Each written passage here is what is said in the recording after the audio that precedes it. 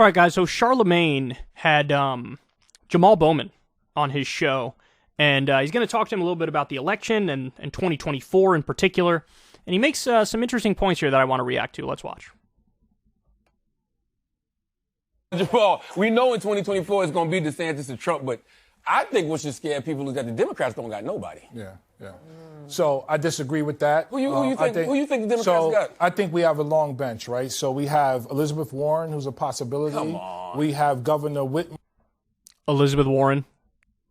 She entered the race being like in the top 2 or 3 candidates. Her poll numbers were up there. There was even a brief moment where I think she may have led. Second she started talking, she tanked. Because she went all in on like social issues and being super woke and abandoned what made her, which was her more economic populism, where, remember, she brought us the Consumer Financial Protection Bureau. She convinced Obama to do that. And that was a phenomenal agency which returned $12 billion to defrauded Americans. She abandoned all that. And it backfired. So for that example, terrible example. Warren, who's a possibility. Come on. We have Governor Whitmer in Michigan, who's a possibility. Whitmer. Come on, man.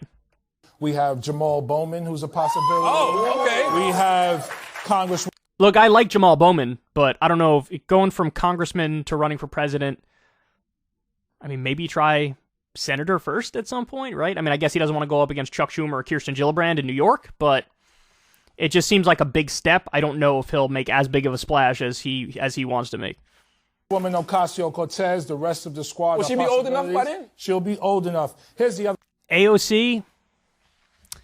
Look, I really think that being in the spotlight has ruined her political instincts. I do. I mean, she gets constant attacks from the Republican outrage machine and Fox News, and a lot of the attacks from the right are just total bullshit. But she also gets attacks from her left and doesn't do a very good job of handling them.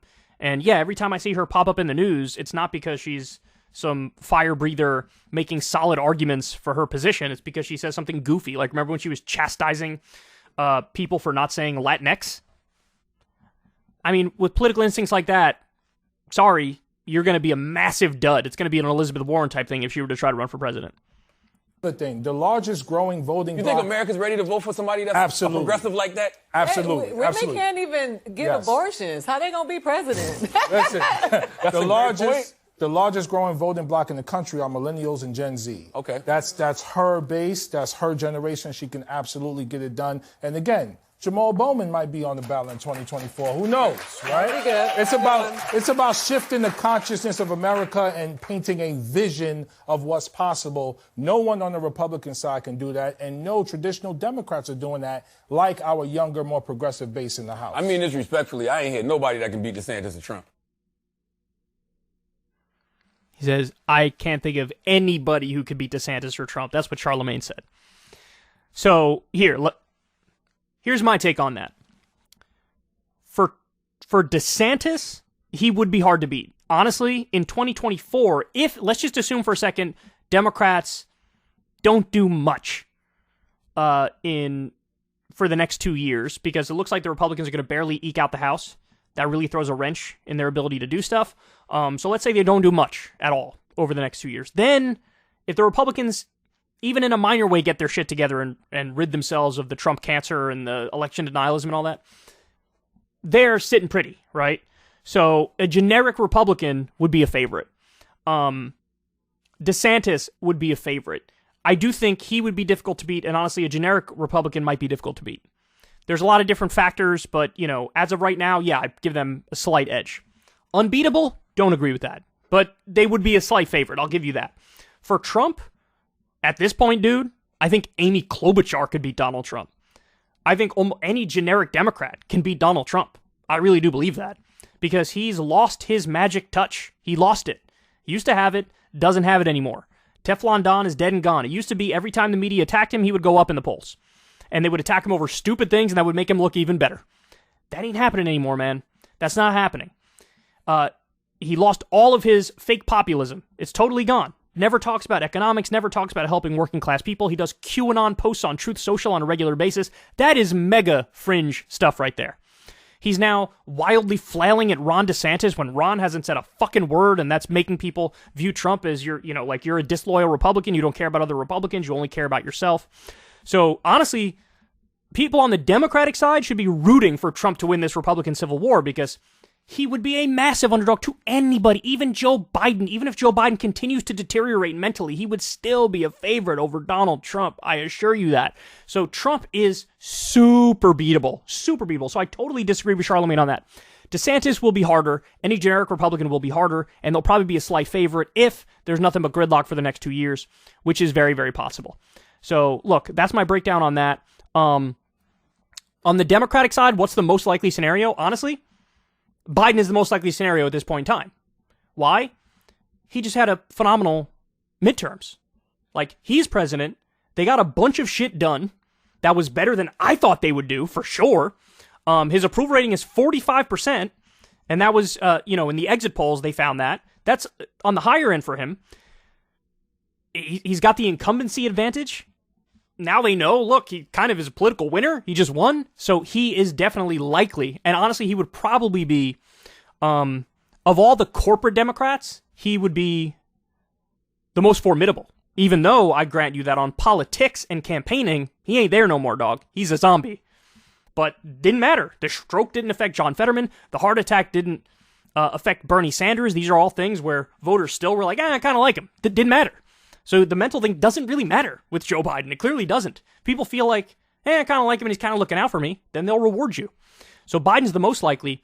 I don't want to see Mayor Pete. I don't want to see Kamala Harris. I don't want to see, any of the other standard corporate Democrats. I think Gavin Newsom comes across as like a slimy used car salesman, but at the same time, of the corporate Democrats, he's probably number 2 in line behind Biden to make a decent run at it. And then obviously the ones that I would like to see more than anybody is like, I'd love to see Marianne Williamson. I'd love to see, Bernie's 1,000 years old, but of course, I'd still kind of like to see it. There's part of me that's always going to love the guy, even though he disappoints me in many different ways, but I'd love to see Bernie Sanders. I would love to see, just like, remember when candidate Obama came out of nowhere, and in 07 and 08, he ended up winning the Democratic primary, overtaking Hillary Clinton, who was viewed as the shoo-in. I'd love to see something like that happen with Warnock, or maybe Ossoff, but I'd like Warnock a little more than Ossoff. Fetterman eventually. Hopefully he recovers more fully from the stroke and he's able to articulate his points better, and then he gets to the point where he might run for president. But look, I don't agree with Charlamagne's overall analysis. I think Jamal Bowman is too bullish on the Democrats. He lists all these people who I think have just scream unelectability. So I don't like his list. He's the one I like the most of his list, even though I think he's still relatively untested.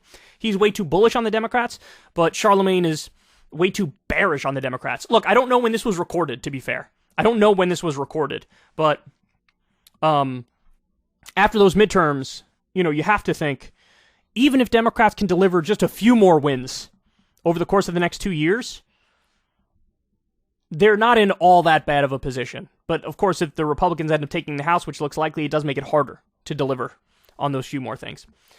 Anyway, there you have it. Some interesting thoughts from Charlamagne. And look, I'm just surprised that still at this late date, man, people cannot get past the Teflon Don theory. They still think, you can't lose.